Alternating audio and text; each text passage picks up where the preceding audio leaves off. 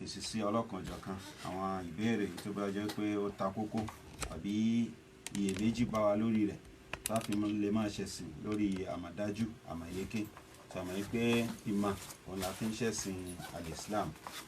Náà àwọn orí nọ́mbà tí a máa pè sí òun náà ní 08024481441 08024481441. Tàbá ń pè láti òde ẹja máa fi +2348024481441 08024802441 láti máa béèrè àwọn ìbéèrè nípa àlámọ̀rí ẹ̀sìn al-Islam. 08024481441 +2348024481441. Naam, ahsanallahu ilaykum. Nínú ìbéèrè tó wà mí, wọ́n ní àwọn mẹ́jọ ni bàbá àwọn bí. Àwọn jẹ́ ọkùnrin mẹ́rin, obìnrin mẹ́rin. Bàbá wọn sì ti kú ní nǹkan bí ọdún 14 sẹ́yìn. Wípé títí di sìn àwọn tí pín ogún ètí bàbá wọn kó filẹ̀. Lẹ́yìn tó jẹ́ pé ó sì dá wọn lójú àwọn táwọn jẹ́ obìnrin wípé ìfẹ́nukò àwọn ọkùnrin inú àwọn ni pé káwọn má ti kú, káwọn sì máa jẹ́ kó bẹ báwọn. Tọ́ wọ́n á ní nípa bẹ́ẹ̀ àwọn ọkùnrin yẹn àwọn ò béèrè, kò sí tó béèrè nínú wọn, àmọ́ àwọn obìnrin nípa bí àlámọ̀rí àwọn ṣe rí nǹkan ó le fáwọn. Nípé sọ àwọn wá ń gbìyànjú pé ẹni tó bá ti gbìyànjú pé kó ń béèrè wọ́n gbójú agan sí, ìyẹn àwọn ọkùnrin yẹn wọ́n gbójú agan sí wọn kù. Pé kí ni nàṣíhà yín lórí irú àwọn ẹ̀fọn àwọn bẹ́ẹ̀ àti kí ni nàṣíhà yín fáwọn táwọn ń ṣàṣejù? Alhamdulillah, wassalatu wassalamu ala rasulillah Muhammad ibn Abdullah wa ala alihi wa sahbihi wa man wala wa ba'd. Assalamu alaikum wa rahmatullahi wa barakatuh. Tó bá pé ìbéèrè yìí bẹ́ẹ̀ ti ṣe gan-an lórí, ẹ jẹ́ kí èsì wa kó tó àwọn ẹ̀gbọ́n yín létí. Lábẹ́ òfin ṣẹ̀ríà, nígbà tó kú bá ti kú, owó kì í ṣe tiẹ̀ mọ́. Owó ti di ti àwọn ẹni tó fi sílẹ̀ tí ó jogún rẹ̀. Tí àwọn ẹni tí ó jogún bá wá fowó falẹ̀ tí wọn bá pín, àwọn ni nǹkan tí ń ṣe wọn bẹ lára wọn. Nítorí pé bàbá yín ti kú, àwọn ti lọ, owó ìṣe tí wọn mọ́. A sì mọ̀ yí pé nínú àwọn ẹni tí máa ń jogún, wọ́n bẹ nínú ẹni tó ṣe kó Olúwa ti bùkún tẹ́lẹ̀ náà, ṣùgbọ́n síbẹ̀síbẹ̀ dáadáa lèèyàn máa ń gba ogún. Ó sì ń bẹ nínú ẹni tó yẹ pé ìyà ní jẹ, bóyá ọwọ́ ọmọ bá tọrọ kọ́bọ̀ sísì, eléyìí tí ó kàn nínú nǹkan tí bàbá rẹ̀ fi sílẹ̀, òní ọjà àtẹ̀gẹ̀sìn fún tóun náà fi dèèyàn. Kò tọ́ kò bá mu lábẹ́ òfin ṣẹ̀ríà ká fi àti pín ogún òkú tó ti kú ká fi falẹ̀. Kò sí tàbí ṣùgbọ́n káwọn kan jàǹfààní ogún yẹn, oníyànjẹ gidi ni wọ́n, èèyàn kéèyàn sì ni wọ́n gan pẹ̀lú. Ní ogún yẹn lónìí kò gbọ́dọ̀ dọ́là, ẹ ti fi falẹ̀ jù. Báwo ni tí kú bá mẹ́nìkan lọ nínú àwọn àbúrò yín, àwọn ẹ̀gbọ́n yín táwọn àjọbìnrin? Ntọ́ dájú náà ni pé àjẹmógún lẹ́kùn ṣẹ̀tọ́ tiwọn náà nígbà míì. Ẹ jẹ́ ká bẹ̀rù Allah. Ibi tí bàbá yín lọ gbogbo àná là lọ. Olúwa Ẹlẹ́dàá ló sì mẹ́ni tí ọ̀kọ̀ ya. Ẹ ti fi falẹ̀ jù ọdún 14 ṣeré ni ẹ̀pin ogún. Tó ń ti kó Olúwa Ẹlẹ́dàá wá ní ìlọ́po tí wọ́n bá fóbìnrin lọkùnrin ọgbà. Kí ló mú yín mọ̀ kàn? Èyí tó ń sàwọn obìnrin làwọn dàgbà làwọn wúwọ́ ma wípé ọmọ inú àwọn wọn máa fún lọkùnrin tó wọ́n fáwọn. Ẹ̀yin tẹ́ tún jọkùnrin rẹ̀ tún hùwà kàbẹ́ kọ̀tọ́kọ̀tọ̀ náà. Eléyìí jẹ́ bó ti ṣe jẹ́. 08024481441 08024481441 +2348024481441 08024481441 +2348024481441. Naam, ahsanallahu ilaykum. Nípa istikhara, wọ́n ní ìjẹ́ ṣé ó tún bójúmu nípa táwọn bá fẹ́ ṣe tí àwọn iṣẹ́ dáadáa bí àwọn fẹ́ lọ ṣe dáwà lápòjúwe pé ṣáwọn tó lè máa ṣe tó tọ́ka tó máa ṣe istikhara nínú. Àwọn nǹkan tí èèyàn bá fẹ́ ṣe, eléyìí tó ṣe pé ó dojú sùnyàn, èèyàn máa bí kéèyàn ṣe àbí kéèyàn má ṣe ni, eléyìí láti máa ṣe istikhara. Ẹ mọ̀ pé à ń jẹ́ ọmọ mi, bẹ́ẹ̀ là ń sùn là ń wọṣọ. ẹnìkan ò sí tí ó wá jókòó sọ pé òun fẹ́ ṣe istikhara sí kò wọ́n jẹun àbí kò wọ́n má jẹun, ṣé kò wọ́n mu mi àbí kò wọ́n má mu mi, ṣé kò wọ́n sùn àbí kò wọ́n má sùn. àmọ́ nísìnyí báyìí èèyàn sì ní ṣe istikhara ṣé kí n fẹ́yàwó àbí kí n má fẹ́yàwó. àmọ́ nísìnyí obìnrin kan wà tó wù yàn fẹ́, kó tó di pé yàn gbégbèsè àti lọ sọ fáwọn òbí rẹ̀ èèyàn bá tún rẹ́ lómi ẹlòmíì tí èèyàn tún rí wọn á ń ṣèyàn ní hílàhílò ìwọ ní kéèyàn mú láàrin àwọn méjèèjì. èèyàn ṣe istikhara ó lọ Ẹlẹ́dàá kó darí èèyàn lọ sídìí èyí tó lóore jù fún yàn. bẹ́ẹ̀ ni èèyàn fẹ́ ra ilẹ̀ tá a fẹ́ rà wọn àti ń palẹ̀ máa pé rírà náà láàrà, wọ́n bá tún fi bòmíì hàn wá, a tún rí bòmíì òun náà tún wù wá, á ṣe istikhara ó lọ Ẹlẹ́dàá kó tọ́ka wá sí èyí tó dáa jù nínú méjèèjì tí ò ní bí ẹjọ́ tí ò ní bí wàhálà àti bẹ́ẹ̀ bẹ́ẹ̀ lọ. Jazakumullahu khairan wa ahsana ilaykum. 08024481441 08024481441. Naam. Ètò àlórí ètò. Alaikum salaam.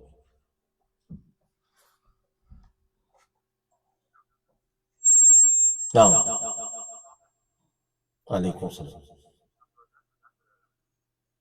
Naam.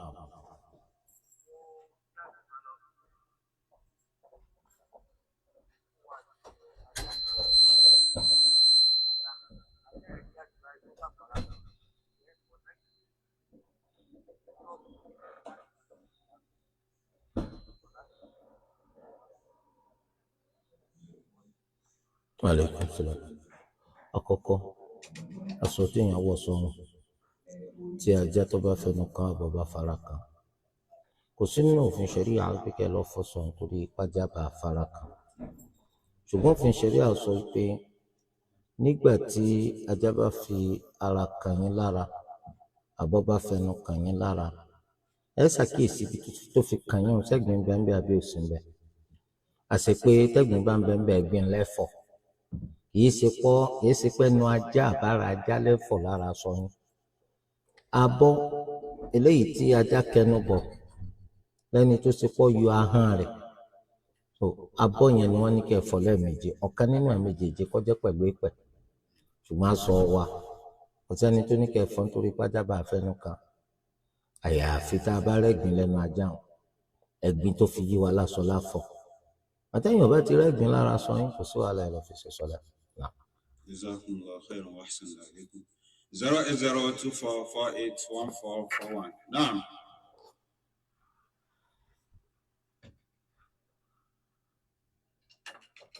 Naam. 08024481441 plus 2348024481441 plus 2348024481441. Naam. Wa alaikum salam wa rahmatullahi wa barakatuh. Orúkọ yín àti ibi tí a ti ń pè ọ́. Naam, ìbéèrè yín o.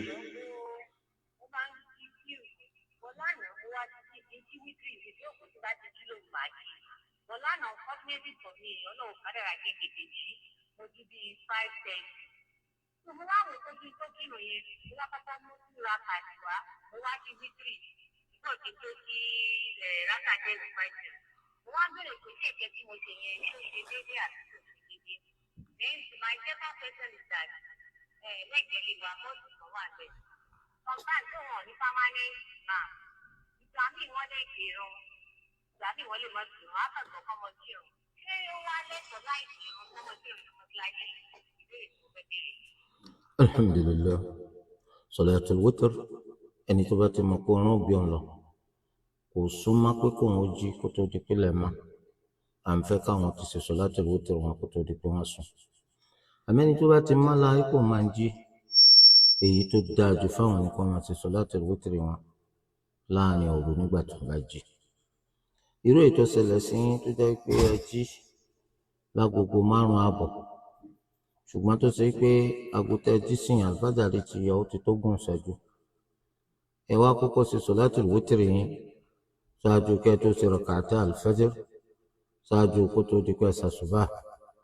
Inshallah kò burú, a rí nínú àwọn ìgbàwọ́ ọ̀rọ̀ ilé tí Imam Malik rahimahullah tó tọ́ka sí nínú Muwatta táwọn onítìrọ mi náà tọ́ka sí pé àwọn sàhábà wọn máa ń ṣe bẹ́ẹ̀ wípé tí oorun bá gbé wọn lọ tí wọn bá láǹfààní láti ṣe sọ̀láàtù wítìr tí wọn á jí láàárọ̀ lẹ́yìn ìgbà tí àlùfájàrí ti yọ lópin ìgbà tí wọn ò bá ti ṣàṣùbà wọn máa ń san sọ̀láàtù wítìr padà gẹ́lẹ́ bí wọn ti ṣe máa ṣe lóru lẹ́yìn ìjábọ̀ sí jẹ́ mọ́ṣáláṣí tó wá ní kò ní ìmáàmù kan pàtó ìgbà míì wọ́n pèpè fún sọ̀lá ìgbà míì wọ́n ní pèpè fún sọ̀lá tó dáa tó kápá máa ṣe sọ̀lá tó ní jàmáà ní mọ́ṣáláṣí láì jẹ́ pa pèpè fún sọ̀lá rárá o á máa pèpè fún sọ̀lá ṣáájú kó tó di pàṣẹ sọ̀lá ní jàmáà àìní ìmáàmù kan pàtó kò pé ńgbà tí jàmáà bá fẹ́ ṣe sọ̀lá ká má pè sọ̀lá ti ṣáájú ẹ̀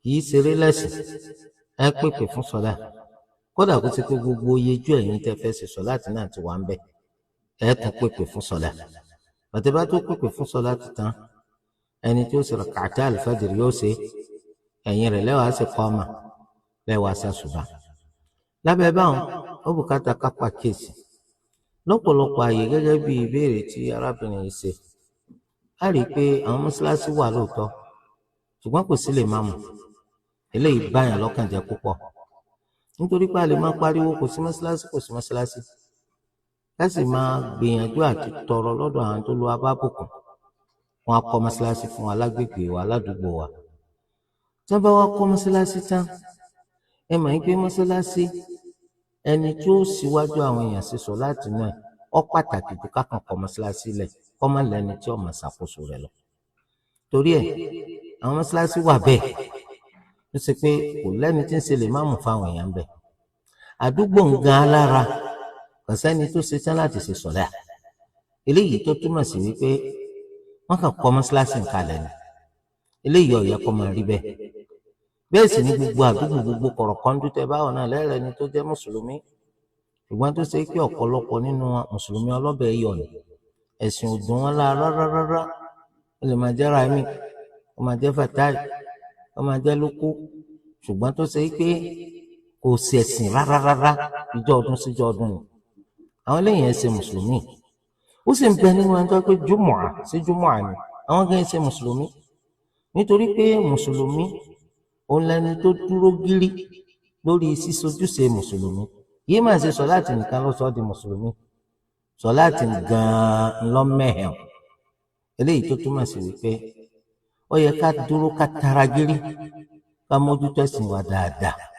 wọ́n bẹ nínú àwọn mọ́ṣáláṣí yẹn tó ẹ̀gbọ́n ti fẹ́ nìkan sí lè má mú àmọ́ tó ṣe pé òun gan alára kì í wá nígbà tí ìwọ́ta wá fi ṣe alákòóso mọ́ṣáláṣí tí ì bá wá mọ́ṣáláṣí kí ni ká ti wí ti jàmá eléyìí túmọ̀ sí wípé kùdìẹ̀kùdìẹ̀ ọ̀pọ̀lọpọ̀ pọ̀ torí pé tí màá ń bá wa kápẹ́ nìkan kan wá òun náà ni ó ṣe sábàbí tí ó fi jẹ́ káwọn èèyàn máa wá kálọ̀ máa bá wọn lójúlé wọ́n gbọ́ pé mùsùlùmí lẹ́yìn náà wọ́n gbọ́ pé mùsùlùmí lẹ́yìn náà èyí ti rí kí ló dé tẹ́ palẹ̀ Olúwa Ẹlẹ́dàá wa láyìn ẹ̀yìn wá mọ́ṣáláṣí kí ló dé nínú èèyàn mẹ́wàá bí èèyàn kan bá dáhùn á kì í lè má mú kó oríire nítorí pé Ànábì sallallahu alayhi wa sallam wọ́n sọ fún Ali ibn Abi Talib radiyallahu anhu ó ní la an yahdiya Allahu bika rajulan wahidan khayrun laka min humuri na'am Olúwa tàtàrà rẹ̀ fìyàn kan mọ̀nà ó lóore fún ọjọ́ àwọn ràkúnmí pupa lọ bí ká ṣe tán kó wá yíwọ́ ká dẹ́tẹ̀ lẹ̀ lọ eléyìí jẹ́ bó ti ṣe jẹ́ ìgbà tó wọ́n sọ pé tí ìyàwó tiẹ̀ o tó bá tún ti lóyún kan sí tó bímọ ẹlẹ́kẹrin o a jẹ́ pé àti bímọ tiẹ̀ kò ní rọrùn mọ́ torí pé àwọn ò ní ṣe gán mọ́ nígbà tí ọba tún lọ lóyún mi lẹ́yìn eléyìí kò túmọ̀ sí pé wọ́n fi òpin sọ́mọ bíbí débi àwọn kan ó múra kó lé ní ó sì tún fẹ́ yàwó mi ìyàwó rẹ̀ eléyìí tó lu àwa kádàrà ìpàwọ̀ ètí ó bínú látàrí pé ọ̀nà tí ń gbà bímọ kò lè gbà láyè mà òun náà gbọ́dọ̀ wá fà kíkọ́rí kọ́ máa bínú o nítorí pé ìwọ wọn bẹ náà àwọn ọkùnrin tó fẹ́ fẹ́ àwọn méjì rárá ṣùgbọ́n àdánwò tó lu agbéko òun náà ni ó sọ dẹni tí ó lọ máa wáyàwó mi kíyàwó náà kọjá láròjinlẹ̀ kọ́ fọ́ wọnú àlàǹfààní kan tá a fẹ́ gbà nínú fìtínà ká máa yọra ẹni lẹ́nu ẹ̀ ń gbé lálàáfíà gan láì fa fìtínà nǹkan oríṣiríṣi tá a fẹ́ ń ṣẹlẹ̀ báwo wá ní tá a máa ń fa fìtínà lẹ́yìn ìjọba ìṣèjọ. Jazakumullah khairan wa ahsanallahu ilaykum. 08024481441. Naam. Wa alaykum salaam wa rahmatullahi wa barakatuh. Orúkọ yẹn àti ìgbẹ́tí kò.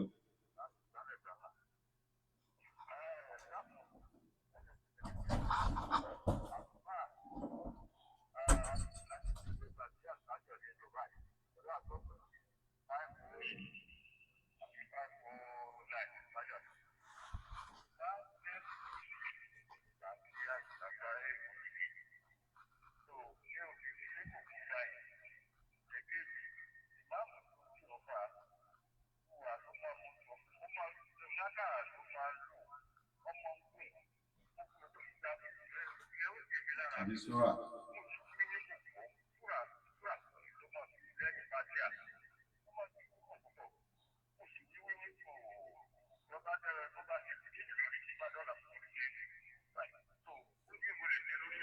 Naam. Alhamdulillah. Gẹ́gẹ́ bá a ti ṣe máa pípé àṣùbà ní ìsìn ó ń tètè wọlé lẹ́yìn agogo 5 kọjá ìṣẹ́jú 10 àbí kó má tó bẹ́ẹ̀. Tí àṣùbà bá ti wá wọlé bá ìbéèrè wọn ni pé bí ìṣẹ́jú mélòó la lè filẹ̀ kó tó di pa ìsìkámà, nítorí pé kókó ń tà àti torí rẹ̀ pé sọ láti náà ni apàkíyèsí àwọn èèyàn pé ẹ máa bọ̀ tó ìṣẹ́jú mélòó ni ká filẹ̀ ká fi ìsìkámà. Ó ti tó pípé ká fogún ìṣẹ́jú lẹ̀, ogún ìṣẹ́jú ó ti tó. Tẹ́ bá fi ogún ìṣẹ́jú kún agogo 5 kọjá ìṣẹ́jú 10 ètò túmọ̀ sí pé bí agogo 5 àbọ̀ ó ti yẹ kẹ́ ìsìkámà. Ẹ rántí pé àwọn èèyàn wà tó ṣe pé tó máa ti kó mọ́ṣáláṣí wọn ń gba bí iṣẹ́ òòjọ́ wọn lọ ni. Tí wọ́n bá sì jẹ́ ẹni tó ṣe pé àbá ń lọ lára jù wọ́n lè tàtàrà rẹ̀ wọ́n máa láǹfààní àti máa wá mọ́ṣáláṣí má wọ́n ti máa ṣe sọ láti wọn lé tó bá ti gbọ́ pásìkò ti tó. Àwọn náà láti sọ pé kẹ́ ẹ máa wá mọ́ṣáláṣí àbí kí láwọn pèpè fún sọ láti sí. Torí délé yìí a ò gbọ́dọ̀ fi falẹ̀, ogún ìṣẹ́jú ti tó níbikíbi láyé, ogún ìṣẹ́jú náà ni. Tí bá ti fogún ìṣẹ́jú sílẹ̀ níbikíbi láyé ó ti tó. Àwọn èèyàn bá ti dé ẹni tí ó bá dé òun lọ́mà ogún ìṣẹ́jú ẹsẹ̀ pamọ́. Lẹ́yìn náà ẹ sọ pé kí ó tí lè má mú ké gùn àwọn ọ̀mà ó dìgbà tá a bá gbọ́n tí ń ké ó dìgbà tá a bá gbọ́n tí ń ké. Ṣùgbọ́n lásùbà àmọ̀pá Ànábì Muhammad sallallahu alaihi wa sallam wọ́n máa ń ka súrà tó gùn gan ní àsùbà. Kò sì sí bá a ṣe fẹ́ ké tó gùn gan téèyàn méjì ó tún wá mọ́ṣáláṣí má. Láwọn àwùjọ tí wà yìí ọ̀pọ̀lọpọ̀ kìí ṣe pé ẹ̀sìn yẹn náà dùn wọn la lọ títí. Ìmáàmù ti ń ka abala ojú ewé ìwé ẹyọ kan náà Al-Qur'an tó yẹ pé ńgbà míì àyà 5 ti ń ka ẹyọ kan ojú ewé ìwé kan ọ̀pọ̀lọpọ̀ tó ló ti gùn jù. Kí lẹ̀ ń fẹ́ kó a máa ké? Títí bá ka Fátíhà tán kọ́ kàn pé Mudhammatan tí rẹ̀ ó dìgbà títí ẹ bá tó tẹ̀ lọ ní ó tó máa rẹ̀. Báwo wá ni a dúró níwájú Ẹlẹ́dàá wa? Kò yẹ ká má dúró pẹ́ tó ń ti pé dúdúró pẹ́ náà àti ìmọ̀rún ti ń ké o. Ṣùgbọ́n ẹni tó bá jágbàlagbà bíi bàbá tó ń ṣèbéèrè ìgbàláyè wà fún yín nígbà tẹ́yin ò lè dúró pẹ́ nítorí ọjọ́ orí, ìgbàláyè wà kíkẹ́ jókòó. Ẹ ti kọ́kọ́ dúró bí bá ti débi tẹ́yin ò ti ní lè dúró mọ́ ẹ ti gbága sí tòsí ẹ jókòó lórí àga. Gbàtílẹ̀ máa ń bá tó rúkú ẹ dìde ẹ rúkú ẹ sì forí kalẹ̀. Tó bá tún ti dìde tó dẹnu lé kí ó tó gùn lẹ́yìn bá ti rí bíi tí ẹ ti ní lè dúró mọ́ ẹ jókòó lórí àga yín. Tó bá ti rúkú ẹ dìde ẹ̀yin náà rúkú bẹ́ẹ̀ lẹ́ẹ̀ máa ṣe sọ láti yín.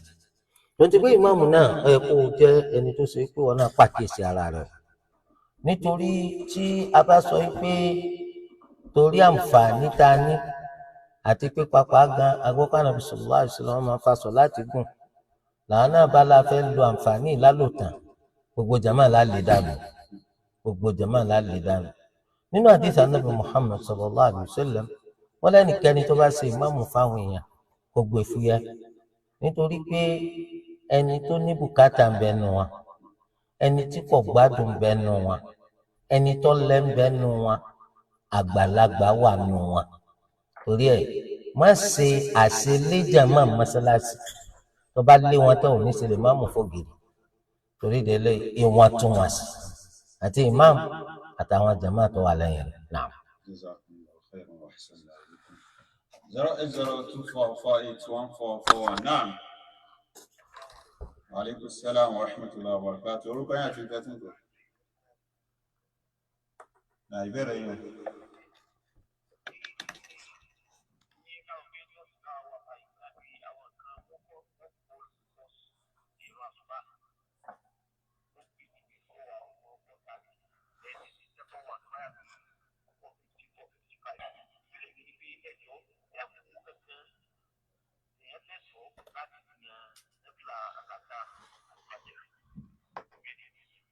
alhamdulillah ẹni tó bá gbé sí rak'ata al-fajr kò gbọdọ̀ ṣe nígbà tí al-fajr bá yọ.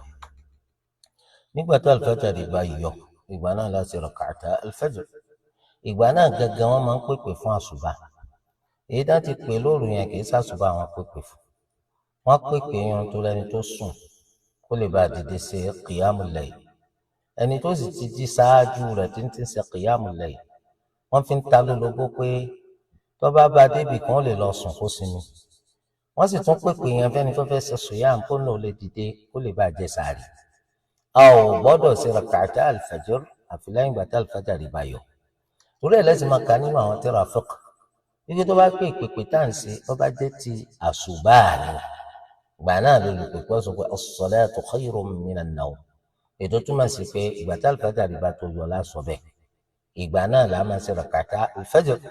يبدو أن حديث يا عائشة رضي الله عنها من صحيح البخاري أن إذا نادى المنادي المنادات الأولى للفجر صلى النبي صلى الله عليه وسلم ركعتين خفيفتين للفجر. nígbà tí olùpèpè bá pèpè fún ìpèpè alákọ̀ọ́kọ́ lásùbà ìyẹn ni pé lẹ́yìn ìgbà tí alifájàrí yọ ànábì máa ń ṣe rak'ata alifájàr. Naam. Jazakumullahu khairan wa ahsanallahu ilaykum. 08024481441 plus 2348024481441. 08024481441 plus 2348024481441. Naam, ahsanallahu ilaykum. Wọ́n ní ẹ dákun àwọn ra dúkìá kan. Wọ́n nígbà tí àwọn ti parí ètò ìsanwó àti gbogbo ẹ̀ òun ló ṣe hàn sáwọn pé wọ́ọ̀kì ní dúkìá yẹn náà pé bó làwọn ṣe ṣe. alhamdulillah al-waqfu òun náà ní nǹkan tó ṣe pé ara abun Allah àwa fi àǹfààní rẹ̀ àfi bùn ọmọ èèyàn. ìjọba tó bá ti ṣe ní waqfu báwọn waqfu wọn yìí rà wọn yìí tà wọn yìí jogún rẹ̀. torí de eléyìí báyìí waqfu ẹni tó ní ó bùn Allah pé káǹfààní rẹ̀ máa jẹ́ tàwọn èèyàn. bí ilé nìsín ẹnìkan ṣe ní waqfu ó bùn Allah ó ní káǹfààní rẹ̀ máa jẹ́ ti gbogbo obìnrin tí ó bá lọ́kọ. kìí sàwọn dádúró àwọn tó ti lọ́kọ tọ́kọ kú kí wọ́n máa jẹ́ pé àwọn gbé bẹ́ẹ̀. èyí sì irú àwọn tó máa ń pè single mother ìyẹn ni kó ti lọ́kọ ọmọ kan náà ló sì ṣẹ̀ṣẹ̀ bí ọwọ́ à ń kókó lọ́kọ míì. àmọ́ àwọn tó kí wọ́n ti ná gbàrà wọ́n ti ná gbòòrò wọ́n ti bí gbogbo ọmọ tó fẹ́ bí ọkọ kú ó fi wọ́n lẹ̀ wọn àwa níbi tí wọ́n máa gbé torí kọ́kọ́ yóò nílé. irú àwọn ilé òun ni kí wọ́n máa gbé bẹ́ẹ̀ àbáwọn ọmọ òrukàn àbútí ẹ̀rọ alẹ́ yìí ó ní òun bùn Allah káǹfààní rẹ̀ wọ́n máa jẹ́ tẹni tí wọ́n máa ṣe lè kí ó ń bẹ̀ lẹ́nìkan bá gbé ta bóyá fún lè kí ó náà lọ́ta kọ̀tọ̀kọ̀tà àyàfi tóun bá fẹ́ lọ fi ra ilé mi tí ó tún dáa jùlọ tí wọ́n máa lò fún lè kí ó. àyàfi táwọn ẹni tí wọ́n ní kí wọ́n máa gbé bẹ̀ tí wọ́n lọ́kọ àwọn bá fẹ́ tàkún fi rọra ilé mi tó dáa jùlọ tí ó tún máa jẹ́ pé arákùnrin náà lọ́ra bùn Allah pé káǹfààní rẹ̀ máa jẹ́ tiwọn.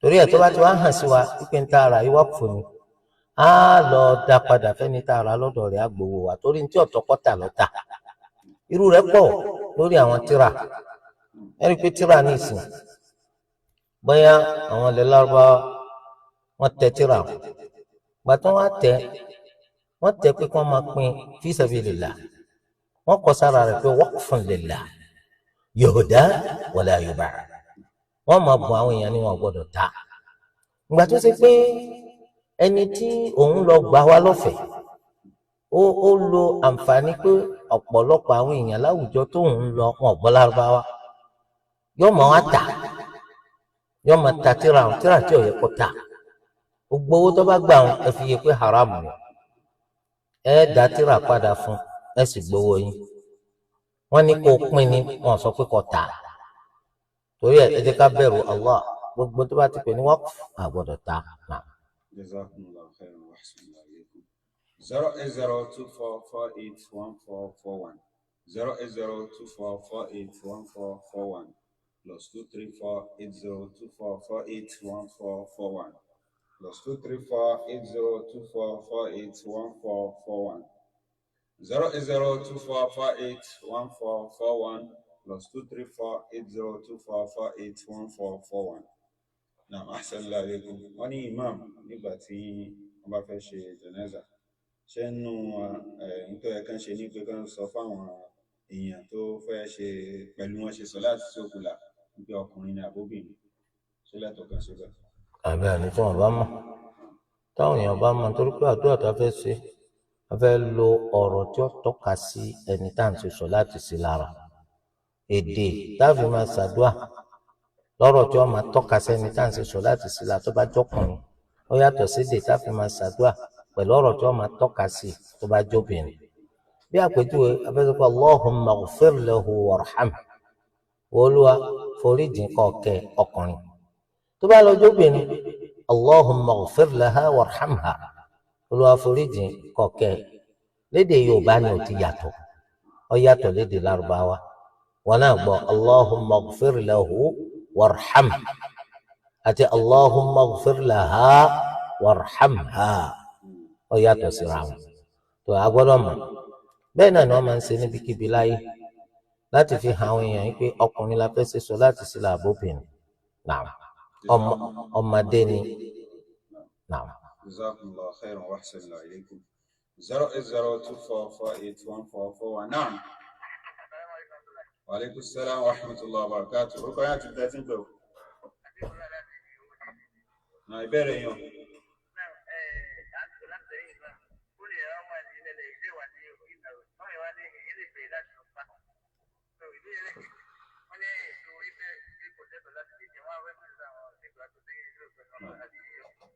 ọ lẹ́tọ̀ọ́ láti lọ sílẹ̀ lẹ̀ láti lọ pa fóònù nítorí tó bá máa wájú ẹni tó dúró wọ́n mọ̀ pé erékeré ló ń ṣe nù sọ́láàtì fóònù báwo kí ni bàbára fóònù náà nígbà tí wọ́n fẹ́ ṣe sọ́lá ọgbọ́ tó ń sọ fún ọ nínú òfin ṣẹ̀ríà wípé o gbọ́dọ̀ ṣe sọ́lá lẹ́ni tó fi nǹkan kan sápò sára tó yẹ pé yóò máa mú ọkọ àìrójú níbi sọ́láàtì tó ń ṣe bẹ́ẹ̀ náà ni ansẹ̀tì tó fi sílẹ̀ ìwé iṣẹ́ ti pa ìwé iṣẹ́ gbé sípò dákẹ́ wọ́n yọ mí lẹ́nu torí ẹ̀ nígbà tí bá ń dún ọ̀gbọ́dọ̀ lọ ó sì kó ń dúró tó lọ lẹ́lẹ̀ nítorí pé ọfẹ́ pa fóun sọ láti bàjẹ́ eléyìí jẹ́ bó ti ṣe jẹ́ mbẹ́ àwọn. èso tó wà lórí tẹ́kí lọ́fẹ́ pé kọ́ má jẹ ọ jẹ àfi tó bá gbọ́ bá lákìdá burúkú kan sí i pé ẹ̀jẹ̀ àti omi ara àwọn òkú iná ní nǹkan tí ń fún èso ńlómi mu tó bá jẹ́ bẹ́ẹ̀ kò sẹ́ni tí ò pé kó jẹ o bí ká pé ìdí sàárè wọn gangan iná ní gé ti hù tó bá kéde sàárè gangan lómi ti hù lèso ti hù léyìí tó túmọ̀ sí pé omi tí ń dà sílẹ̀ látara kójò rọ̀ ó lè ti lúpọ̀ mọ́ ara ẹni tó ti kú tó ti jẹrà kábẹ̀ kó tó wá di pé igi yìí fà á mu lóòótọ́ kò sẹ́ni tí ò ní kó jẹ àmọ́ tó bá gbọ́ àwọn igi yẹn ta kété púpọ̀ síbi táwọn òkú gbogbo wà kò sí nǹkan tó burú pé kó jẹ náà. Jazakumullahu khairan wa ahsanallahu ilaykum. 08024481441 08024481441 plus 2348024481441. Naam. Wa alaykum assalam wa rahmatullahi wa barakatuh. Orúkọ yẹn àti tẹ́tí ń tò. Ìbéèrè yín o.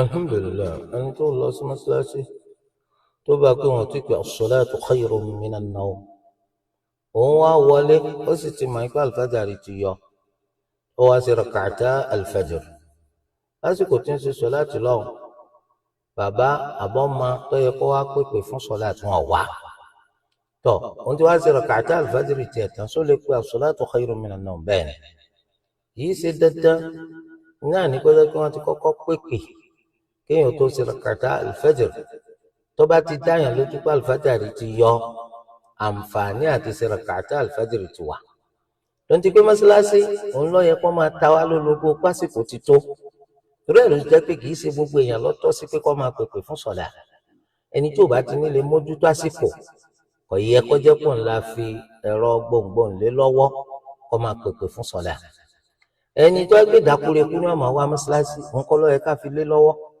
tẹ́yìn bá ti ṣe rak'ata alifájàrí yìí tán gbàdá nìkan kan wàá pè ẹ̀yìn ó pè tẹ́ bá ti wàá pè tán ẹ̀ láǹfààní àti túnṣe má ní rak'ata alifájàrí ẹyọ kan náà ní tẹ́ bá ti ṣe ẹyọ kan ti tó ẹni tí ọba ẹsẹ̀ dé nìsín ni ó ṣe tiẹ̀ ẹlẹ́yìn ìjọba ṣojú. Jazakumullahu khairan wa ahsana ilaykum. Náà ẹ ti wà lórí ètò.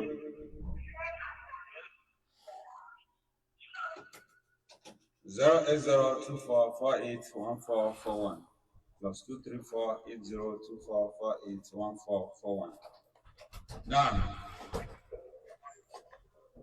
aleykum salaam. Assalamu warahmatullahi wabarakatuh. Orúkọ yín àti ìtẹ́tí tó. Naam.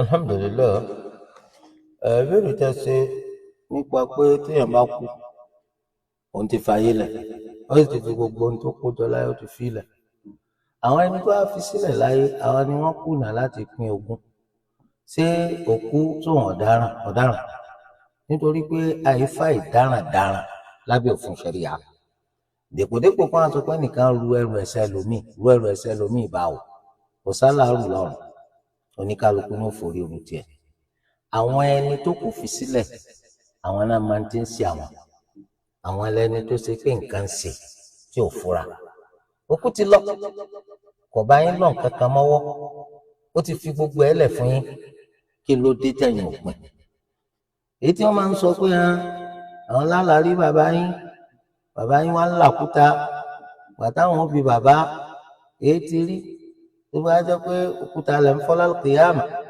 bàbá wa ní gbàtàwọn ọmọ òpin ogún àwọn àwáwí àròsọ àwáwí tí ò nítumọ̀ lábẹ́ òfin ṣẹ̀ríà kò sí ń tọ́jọ́ bẹ́ẹ̀ kò sí ń tọ́jọ́ ẹni tó lè kó bá òkú lẹ́yìn ìgbà tó ń ti kú òun náà ní kó kú kó fi gbèsè lẹ̀ kó wá jẹ́ pé ẹni tó kù ọ̀bá san ẹni tó kù tí ọ̀bọ kù san gbèsè òun ní kó bókù torí inú hadith Ànábì Muhammad sallallahu alayhi wa sallam òní nafsul mu'mini marhunatun bidaynihi hatta yuqda anhu ẹ̀mí mùmíní á fi dógò sára gbèsè rẹ̀ òní ní ìtúsílẹ̀ títí tí wọ́n fi bá a san gbèsè. Ṣé wàá rí àwùjọ pẹ̀lú àwọn àwà burúkú táwọn èèyàn ń hù àmì àìláàánú púpọ̀ ni àìláàánú lọ́nà méjì wọn ò láàánú òkú bẹ́ẹ̀ ni wọn ò láàánú alààyè ọ̀nà tí wọn gbà láàánú òkú ni pé ẹni tó ti kú ti pẹ́tẹ́ ẹ̀kún ọgbọ́n ẹ̀ ó súnmọ́ kọjá gbèsè náà tẹ́ ẹ̀ bá a san ẹ sì mọ̀ pé lábẹ́ òfin ṣẹ̀ríà inú owó rẹ̀ tó filẹ̀ náà láti bá a san gbèsè kátó di pa ń sọ̀rọ̀ ń tẹ́jẹ̀ lógún ẹ̀yin wá wo wọ́mọ́wó ọ̀pọ̀lọpọ̀ ọdún wọn kẹ́tọ́ máa sọ pé bàbá wọn màmá wọn jẹ nìkan lówó kan ó lè dànù kò yẹ kó rí bẹ́ẹ̀ bàbá yín màmá yín ò ní nítúsílẹ̀ nínú sàárè tó bá jẹ gbèsè ó dìgbà tẹ́ bá tó bá san agbọn abẹ yẹn ló ti lè ta báwọn. bákan náà ẹ̀rí fún wọn lánàá àlàyé náà gẹ́gẹ́ bí ìbéèrè tẹ́nìkan ti kọ́kọ́ sí ń bẹ̀rẹ̀ tó bàbá fún ọmọ mẹ́jọ lẹ̀ ọkùnrin mẹ́rin obìnrin mẹ́rin látọdún 14 ẹ kówó báńkì ni ẹ fẹ́ gbèlè ẹ fẹ́ jèlè haram àbí kí ni nǹkan náà tí bàbá wa filẹ̀ tẹ́ lè pín àwọn ọmọbìnrin yìí ń jìyà lẹ́yìn bá ti ní kò sí nǹkan kan tí ó ní kẹ́yìn náà má gbógun ti nínú tí bàbá yín filẹ̀ kàtó apẹni tí ó ní ẹ fún wọn lẹ́tọ̀ọ́ wọn àbí gbàgbọ́ burúkú ní bá yín tàtẹ́ kẹlẹ́ ṣe islam rọ́ wípé obìnrin èjogún obìnrin ò ṣe ní jogún ẹ fún wọn lẹ́tọ̀ọ́ tiwọn náà náà kí wọ́n mọ nǹkan tí wọ́n bá fẹ́ fowó wọn ṣe. bákan náà ìgbà míì ẹ rí i pé àwọn bàbá màmá ti ń kù náà látàrí wọn gbẹ́sìn yìí ẹ rí i pé àgbọ́yé ẹ̀sìn kò lè ṣàdédé gan mọ́ ọ máa lọ jókòó bí tí wọ́n bá ti ń ṣàlàyé ẹ̀sìn kìí ṣe di bọ́ọ̀lù ẹ rí i pé ní ìsìn tọmọdé tàgbà ni wọ́n ń fowó wo bọ́ọ̀lù báyìí pé wọ́n gbá ife ẹ̀yẹ àgbáyé irọ́ lásán ife tí ò ṣe é mu kọ́ tí ò ṣe é mu tíì akramakumullah ńjò ni wọ́n jókòó níbi tí a ti ń ṣàlàyé ẹ̀sìn ńjò kí lọ́ọ́ fẹ́ fi ṣe gbogbo ọ̀rọ̀ rẹ wá ń dàrú lójú rẹ ó tún dàrú lẹ́yìn ikú rẹ kí wọ́n á lọ yẹ ọ́ tẹ́lẹ̀ náà gbàtọ́ kẹsìn rẹ fún ó fi pé nǹkan kan tí ẹnìkan ni ọ́ dà bẹ́ẹ̀ ni bàbá mi kó tó kú màmá mi kó tó kú yóò sọ pé tó ń bá kú tí àwọn ọmọ kéékèèké bá ń bẹ́nu ọmọ tó ń fi sílẹ̀ sáyé ẹ ò gbọ́dọ̀ pín ogún yàn títí tí àwọn ọmọdé kéékèèké tó ń fi tó ọmọ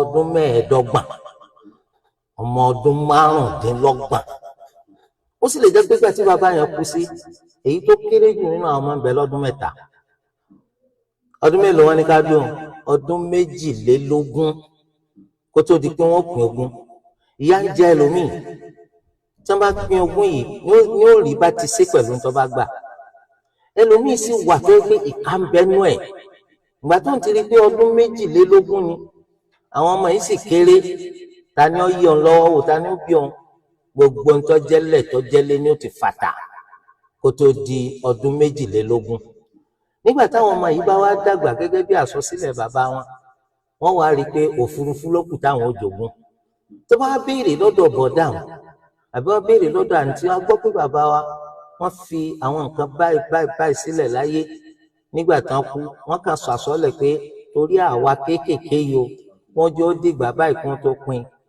báwo wá làwọn nǹkan pé abẹ́fẹ́ lọ bá bàbá lálejò ṣé é ṣe pé ẹlẹ́pọ̀ ọ̀run polówó fún yín.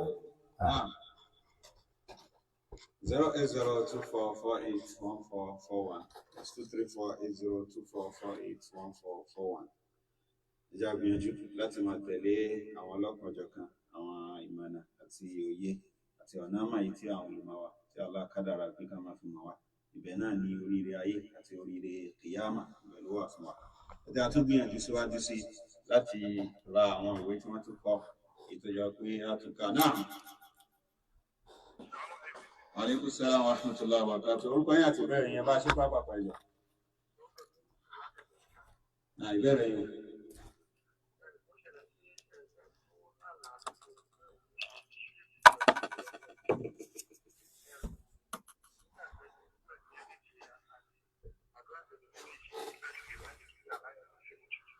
Alhamdulillah ẹni tó bá ti lè lálàá burúkú bá kò gbọdọ̀ sọ fẹ́ni kankan gbàtó jíjà jì yóò sì bẹ Allah kó má jẹ́ kí irú rẹ̀ wáyé kó sì má jẹ́ ó ṣẹlẹ̀ kò gbọdọ̀ sọ fẹ́ni kankan yóò wá rí kó ń dúró dáadáa lórí Islam òun ò fi Islam òun ṣàwàdà títí tó fi kúrò láyé eléyìí ó jẹ́ sábàbí dáadáa fún àmọ́ tó bá ti sọ ó súnmọ́ pé ó ṣẹlẹ̀. Jazakumullahu khairan wa ahsanallahu ilaykum. Ani rujuka lórí ètò yẹn tó àwọn náà ṣùgbọ́n àbí Allah subhanahu wa ta'ala wà sàn olùmọ̀ wa bí ẹ̀sán ìrìláyé àti ní ìjọ gbẹ̀ndà kíámà àti nìsàárè kí Allah kó jẹ́ kí gbogbo tá à ń gbọ́ kó jẹ́ kó ṣe wá láǹfààní láti lè máa fi ṣe wà wọn láti lè máa fi ṣe sí láti lè máa tẹ̀lé. wọ́n dáwọ́ fún wa pẹ̀lú subhanaka Allahumma wa bihamdika ashhadu an la ilaha illa anta astaghfiruka wa atubu ilayk. Assalamu alaikum wa rahmatullahi wa barakatuh. Okay.